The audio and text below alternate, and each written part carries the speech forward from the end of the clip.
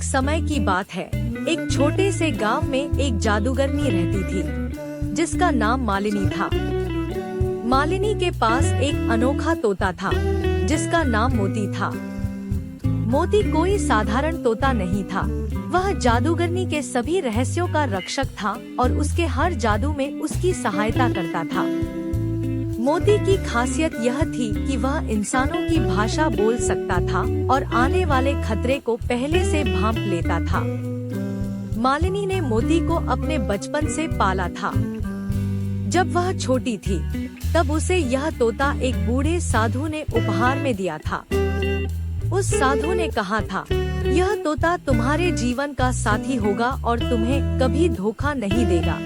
तभी से मोती और मालिनी की दोस्ती गहरी हो गई। वह मोती के बिना एक पल भी नहीं रह सकती थी और मोती भी मालिनी के आदेशों का पालन पूरे दिल से करता था। मालिनी के जादू से गांव वाले प्रभावित थे, लेकिन कुछ लोग उससे डरते भी थे। वे सोचते थे कि एक दिन वह अपने जादू का दुरुपयोग कर सकती है, लेकिन मालिनी ने कभी किसी को नुकसान नहीं पहुंचाया था। वह केवल जरूरतमंदों की मदद करती थी और अपने जादू से गांव के लोगों की परेशानियां हल करती थी। एक दिन गांव में एक अजनबी आया। वह ऊंचे कद का और काले वस्त्र पहने हुए था। उसकी आंखों में एक अजीब सी चमक थी जिससे लोग डरने लगे थे।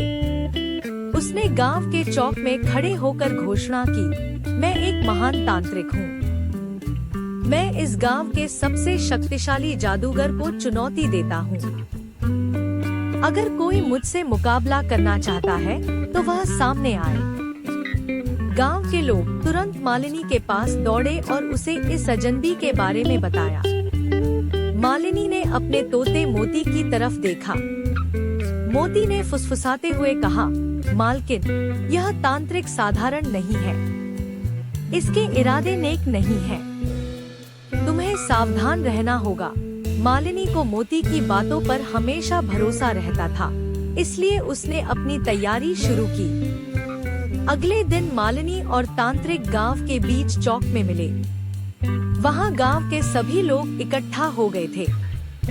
तांत्रिक ने मालिनी की तरफ मुस्कुराते हुए कहा, तो तुम ही हो इस गांव की जादूगरनी?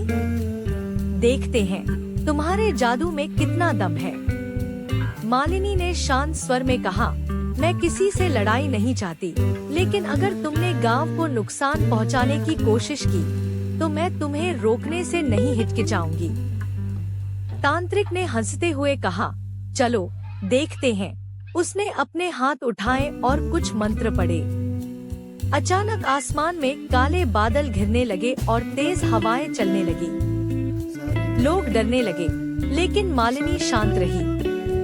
उसने अपने तोते मोती की तरफ देखा और कहा, मोती, अब समय आ गया है। मोती उड़कर आसमान में ऊंचा गया और जोर से बोला, तांत्रिक, तुम्हारा जादू यहाँ नहीं चलेगा। मालकिन के पास सच्चाई और अच्छाई का बल है जो तुम्हारे काले जादू को ध्वस्त कर देगा। तांत्रिक ने क्रोधित होकर एक और मंत्र पढ़ा, जिससे जमीन हिलने लगी और आसपास की चीजें हवा में उड़ने लगी। मालिनी ने अपनी आंखें बंद की और अपने जादू का इस्तेमाल किया। उसने अपने हाथों से एक चमकता हुआ गोला बनाया और उसे आसमान की तरफ फेंका। जैसे ही गोला तांत्रिक की तरफ बढ़ा, उसका जादू कमजोर पड़ने लगा। तांत्रिक ने एक आखिरी कोशिश की, लेकिन मोती ने तेजी से उड़कर उसके हाथ से जादू की छड़ी छीन ली। तांत्रिक ने बिना जादू की छड़ी के खुद को कमजोर महसूस किया। वह घबरा गया और भागने की कोशिश करने लगा, लेकिन मोती ने उसे घेर लिया। मालिनी ने एक और मंत्र पढ़ा और तांत्रिक को बांध दिया।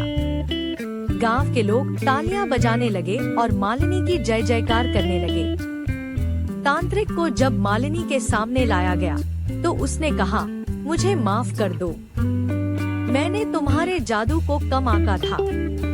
मैं यहाँ सिर्फ अपना अहंकार साबित करने आया था, लेकिन मुझे अपनी गलती का एहसास हो गया है। मालिनी ने उसे माफ कर दिया और कहा, सच्चा जादू वह है जो दूसरों की मदद करे, न कि उनका नुकसान। याद रखो, ताकत का सही इस्तेमाल करना ही असली जादूगरी है। तांत्रिक ने गांव को छोड़ दिया और कभी वापस नहीं आया। गांव के लोग मालिनी और मोती का और भी सम्मान करने लगे। मोती अपनी मालकिन का सबसे भरोसेमंद साथी बना रहा और दोनों ने हमेशा मिलकर गांव की रक्षा की। समय बीतता गया, लेकिन मालिनी और मोती की कहानी गांव के हर कोने में सुनाई जाती रही। लोग आज भी उन्हें याद करते हैं और कहते हैं कि सच्चे दोस्त और सच्चाई का साथ कभी हार नहीं सकता, चाहे सामने कोई भी ताकत क्यों न हो।